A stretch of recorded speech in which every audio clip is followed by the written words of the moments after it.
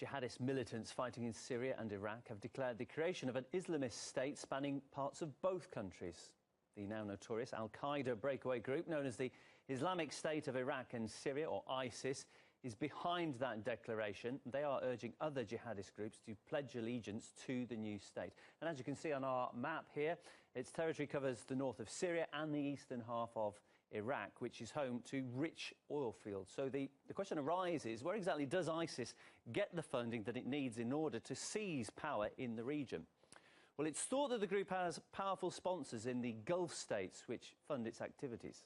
ISIS is also involved in smuggling, extortion and bank robberies. In the course of its rapid advance on Baghdad, the group took control of stockpiles of US-made weaponry. And even Washington has played its role in the rise of ISIS, as RT's Marina Portnaya now reports. The newest terrorist organization, known as ISIS, is overtaking al-Qaeda's reign as public enemy #1. Sunni Islamic militants are unleashing brutality and bloodshed in Iraq.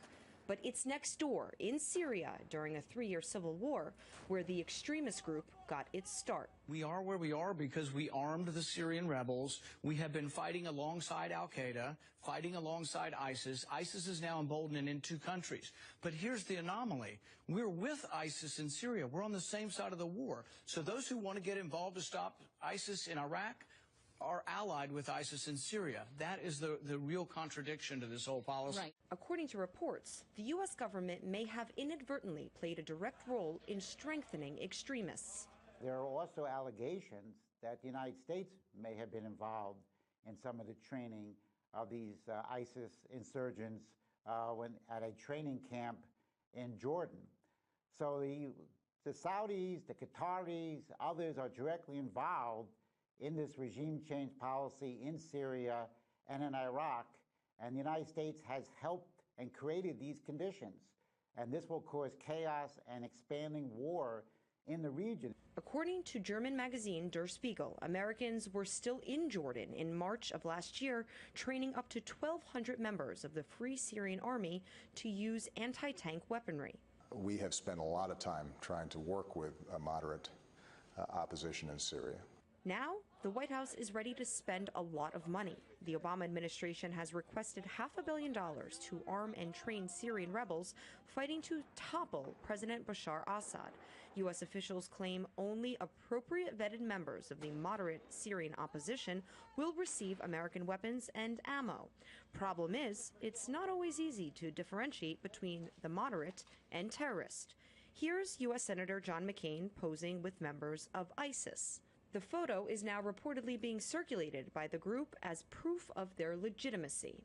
Not to be disputed, the legitimacy of ISIS's gruesome behavior. Violence so horrific, some report Osama bin Laden looks like a gentle soul in comparison. As the newest group of terrorists is growing stronger and gaining more ground throughout the Arab world, their safe haven remains in Syria, where the White House is promising to send more weapons with the goal of establishing peace. Marina Portnaya, RT, Washington, D.C. And it is not just Gulf countries or the US behind the rise of the militants operating in Syria.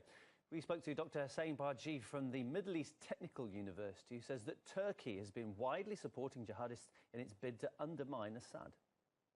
We know that the Turkish government, in particular in Syria, is entertaining strong and close relations with Islamic groups. The Turkish government until now has not used the word terrorist for issues, but rather speaking about the certain elements of Islamic groups. We know that the Turkish government has been friendly to those groupings, and those groupings also abuse, of course, this Turkish sympathy of the Turkish government.